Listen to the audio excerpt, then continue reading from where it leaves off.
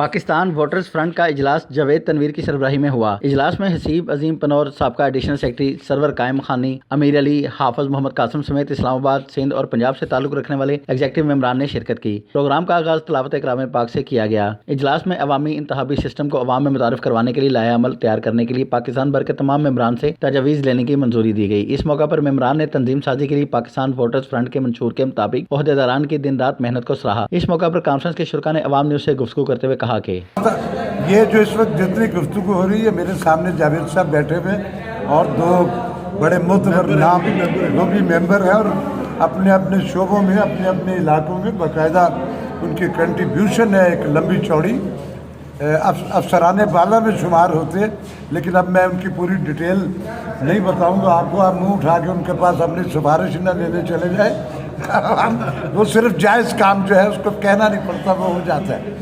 تو یہ ہے جی پاکستان ووٹرز فرنٹ، تو ووٹوں کا پلیٹ فارم۔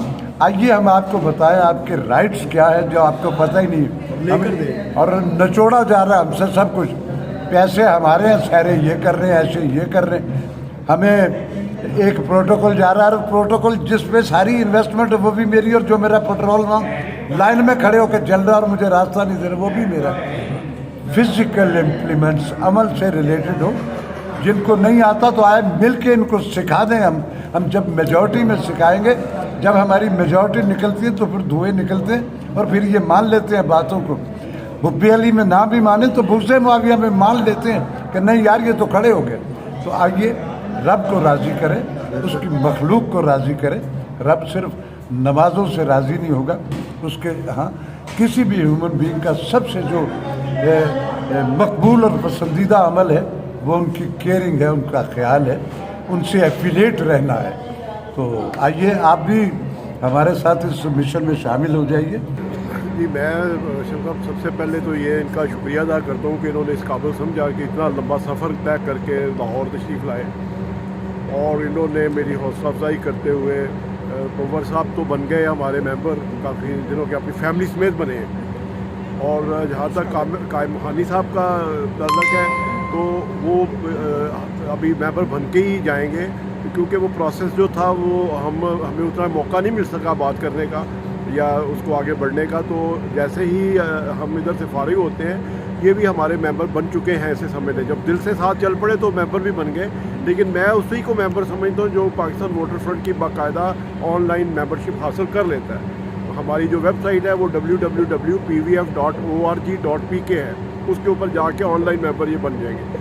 رہا سوال بات چیت آپ کی جو ہے انہوں نے جو کی ہے، اس سے پہلے آپ نے راشد محمود صاحب سے بات کرائی ہے، راشد محمود صاحب سے بات کرائی ہے، تو وہ کافی ناؤن قسم کی شخصیت ہے، ریڈیو پاکستان سے ان کا بہت پرانا تعلق ہے، اور فاؤنڈروں میں سے ہیں پاکستان کے ان اداروں کے، الحمرہ جیسے ادارے، پاکستان یہ جو ریڈیو پاکستان ہے یا پی ٹی وی ہے پرائیویٹ چینل ہے۔ تو مجھے ان سے مل کر یقینی طور پر میں سب سے پہلے آپ کا شکریہ ادا کرتا ہوں کہ آپ نے ان سے ملوایا۔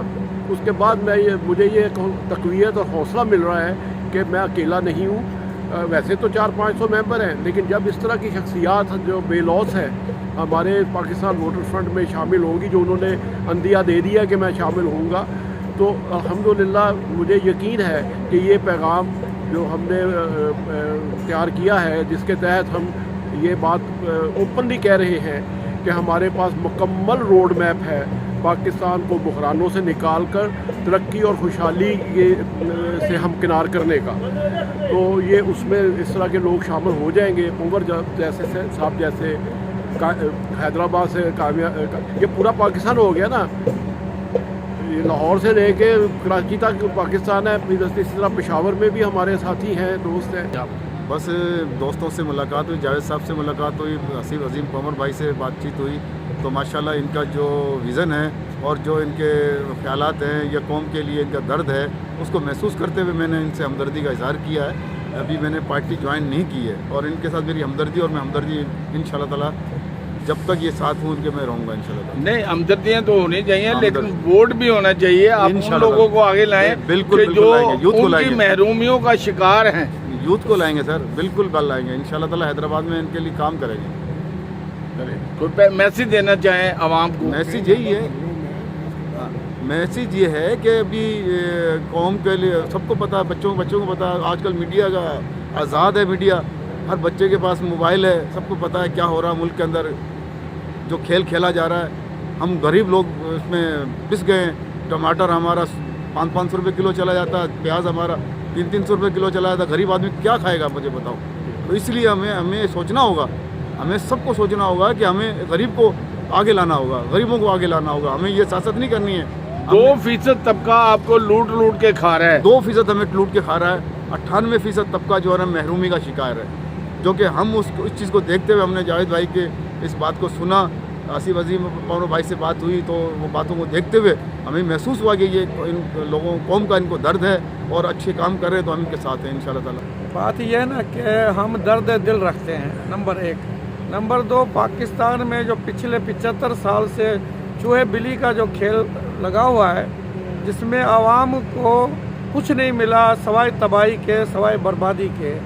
और ये जो निज़ाम है, ये निज़ाम तब्दील होना चाहिए।